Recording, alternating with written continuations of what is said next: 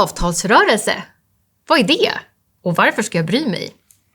Jag ska förklara hur det funkar och varför det är viktigt för dig och alla andra. Men först, vad är det för avtal vi talar om? Jo, det handlar om kollektivavtal som är överenskommelser mellan arbetsgivare och fack om dina rättigheter och villkor på jobbet.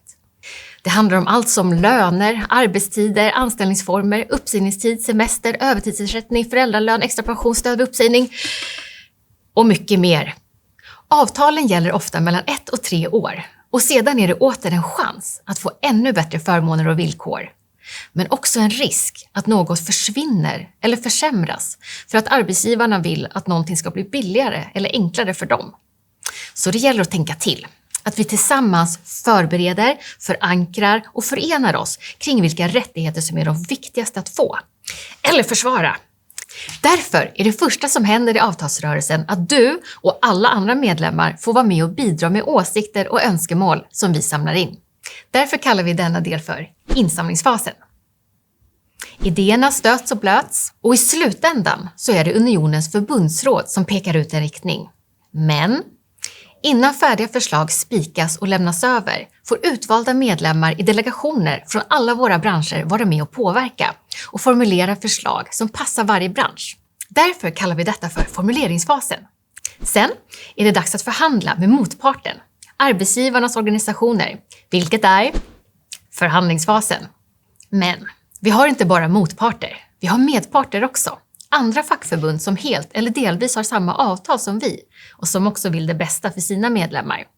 När vi pratat ihop oss så går vi ofta tillsammans och möter motparten på arbetsgivarsidan. Det blir mycket diskuterande, argumenterande, snack och lite tjafs. Ibland händer det att vi kommer överens i god tid innan avtalen löper ut. Men för det mesta så förhandlar vi in i det sista. Men vad händer om vi står för långt ifrån en lösning och inte kommer överens i tid? Då fortsätter förhandlingarna efter att vi varslar om konflikt och på så vis får hjälp av utomstående medlare. Om vi fortfarande inte kan komma överens och tiden rinner ut, då kan vi bli tvungna att ta till vår sista utväg. Strejk. Men normalt sett så brukar vi lösa det så vi kan undvika detta. Vi vill alla komma överens.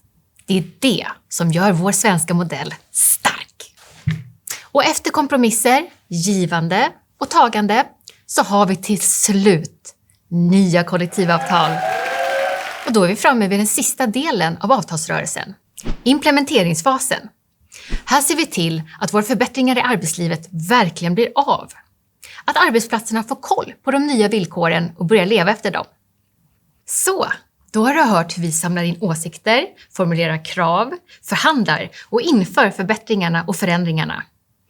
Hoppas du fattar hur viktigt det är med avtalsrörelse för dig och alla andra medlemmar. Passa på att tycka till och trycka till i vår enkät på unionen.se.